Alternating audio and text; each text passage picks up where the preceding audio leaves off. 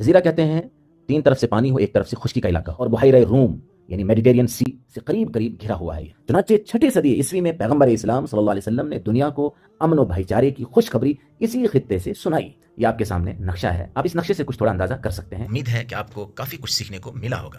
Comment میں بتائیں کہ آج کے مطالعے سے کیا کچھ سیکھنے کو ملا اور کتنا فائدہ ہوا۔ محترم سامعین، السلام علیکم ورحمۃ اللہ وبرکاتہ۔ آج سے ہم نے سیرت النبی صلی اللہ علیہ وسلم کے مطالعے کا سلسلہ شروع کیا ہے۔ تو آئیے سب سے پہلے ہم دربار رسالت مآب صلی اللہ علیہ وسلم میں درود و سلام کا نذرانہ پیش کرتے ہیں۔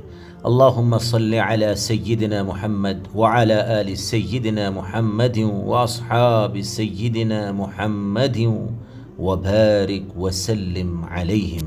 تو آئیے ہم سب سے پہلے عہد جاہلیت یعنی جاہلیت کا جو دور ہے اس کا مطالعہ کرتے ہیں۔ رسول اللہ صلی اللہ علیہ وسلم کی بعثت سے پہلے کا دور عہد جاہلیت کہلاتا ہے۔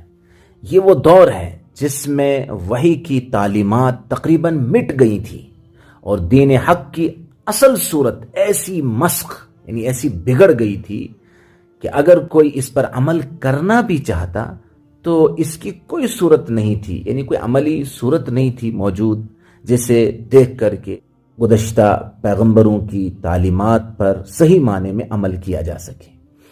عہد جاہلیت کو سیرت میں سمجھنا بہت اہم ہے، کیونکہ اسی سے رسول اللہ صلی اللہ علیہ وسلم کی محنت کا صحیح اندازہ ہو سکتا ہے کہ آپ نے انسانیت کی زندگیوں کا رخ کس طرح موڑا۔ ذیل میں اسی عہد جاہلیت کی کچھ تفصیل ذکر کی جاتی ہے۔ سب سے پہلے ہم عرب کے حالات کو جانتے ہیں۔ عرب کے حالات، جزیرۃ العرب جو خلیج فارس یعنی جو عرب کا جزیرہ ہے، جزیرہ کہتے ہیں تین طرف سے پانی ہو، ایک طرف سے خشکی کا علاقہ ہو۔ یہ خلیج فارس یعنی پرشین جو گلف ہے، اور بحیرہ عرب یعنی عربین سی، بحیرہ قلزم جسے ریڈ سی بھی کہتے ہیں، اور بحیرہ روم یعنی میڈیٹرین سی سے قریب قریب گھرا ہوا ہے، یہ یعنی اس کے آس پاس ہیں۔ یہ علاقہ پرانی دنیا کے وسط میں یعنی بیچ میں واقع ہے۔ یورپ، ایشیا اور افریقہ کے مقام اتصال ملنے کی جگہ پر واقع ہے، اسی لیے اسے پرانے زمانے میں دنیا کی ناف کہتے تھے کہ بیچ میں یہ واقع ہے۔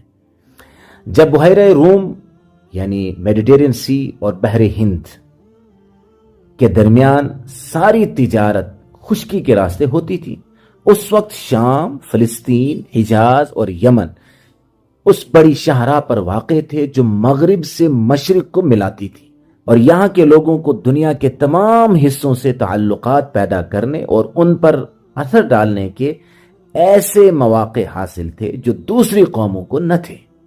چنانچہ 6 صدی عیسوی میں پیغمبر اسلام صلی اللہ علیہ وسلم نے دنیا کو امن و بھائی چارے کی خوشخبری اسی خطے سے سنائی۔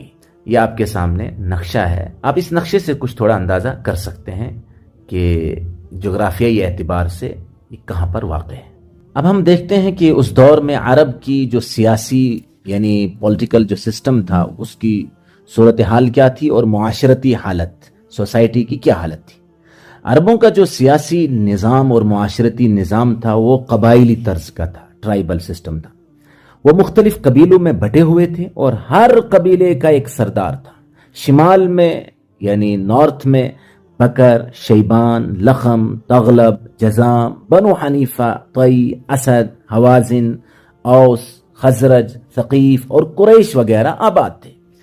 جنوب میں یعنی ساؤتھ میں ہمیر، ادوا اور اقیال کی چھوٹی چھوٹی ریاستیں تھیں۔ پہاڑوں اور صحراؤں میں خود مختار یعنی آزاد اور جرائم پیشہ قبائل کے گروہ آباد تھے۔ رہزنی اور غارت گری، چوری، ڈھاکہ، قتل و غارت گری ان کا ذریعہ معاش تھا، یعنی زندگی گزارنے کا ایک ذریعہ تھا۔ سب سے زیادہ طاقتور یہودی تھے جو شام اور فلسطین پر رومی مسیحیوں یعنی جو کرسچنز تھے روم کے، ان کے تسلط کے بعد وسطی خطے میں یعنی بیچ میں بچھڑ آئے تھے یہ لوگ، یعنی یہ آباد ہوئے تھے۔ ملک کی زیادہ تجارت ان کے قبضے میں تھی۔ انہوں نے شام سے مدینہ تک قلعے تعمیر کر لیے تھے جو گوداموں کا کام بھی دیتے تھے اور چھاونیوں کا بھی۔ عرب قبائل آپس میں مستقل دست و گریباں رہتے تھے، یعنی آپس میں مستقل ہمیشہ ان کی لڑائیاں چلتی رہتی تھی۔ معمولی باتوں پر ان میں جنگ و جدال کا ایسا سلسلہ شروع ہو جاتا تھا جو برسوں ختم ہونے میں نہیں آتا تھا۔ ان خانہ جنگیوں کے باعث بہت سے قبیلے مٹ ہی گئے تھے، اور جو بچے تھے ان کی بھی حالت تباہ تھی۔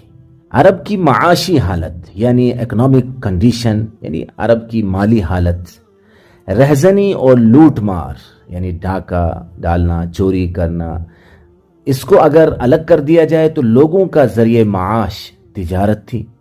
لیکن جہاں بدامنی کا یہ حال تھا کہ وہاں تجارت کیا فروغ پا سکتی تھی، یعنی کیسے تجارت ترقی کر سکتی تھی، بڑھ سکتی تھی۔ تجارتی قافلوں کا ایک جگہ سے دوسری جگہ جانا سخت دشوار تھا۔ حد یہ تھی کہ حیرہ کے عرب بادشاہ تک کا تجارتی سامان آسانی سے منڈیوں میں نہیں پہنچ پاتا تھا۔ اکثر طاقتور قبیلے برسوں اپنے مقدس شہروں کا رخ نہ کر پاتے تھے۔ یہ عرب کی معاشی حالت تھی۔ عرب کی مذہبی حالت، مذہب کے معاملے میں عام رجحان بت پرستی کی طرف تھا۔ ارواح خبیثہ سے لے کر چاند سورج تک سبھی کی پوجا کی جاتی تھی، اور ان کے ناموں پر انسانوں تک کی قربانی کی جاتی تھی۔ زراعت میں زمین کا بہترین حصہ ان کے لیے وقف کر دیا جاتا تھا کہ یہ فلاں فلاں دیوی دیوتاؤں کے نام پر وقف ہے۔ خود خانہ کعبہ یعنی دنیا کے بت کدو میں وہ پہلا گھر خدا کا، یہ بھی 360 دیویوں اور دیوتاؤں کا آستانہ بن گیا تھا۔ یوں تو ایک مدت سے یہودیت، مجوسیت اور مسیحیت کا چرچا تھا، لیکن ان کا کوئی اچھا اثر ان کی عادات و اخلاق پر نہیں پڑ سکا تھا۔ محترم سامعین، آج کے لیے اتنا کافی ہے۔ امید ہے کہ آپ کو کافی کچھ سیکھنے کو ملا ہوگا۔ کمنٹ میں بتائیں کہ آج کے مطالعے سے کیا کچھ سیکھنے کو ملا اور کتنا فائدہ ہوا۔ اس ناچیز کو بھی اپنی دعاؤں میں ضرور یاد رکھیں۔ السلام علیکم ورحمۃ اللہ وبرکاتہ۔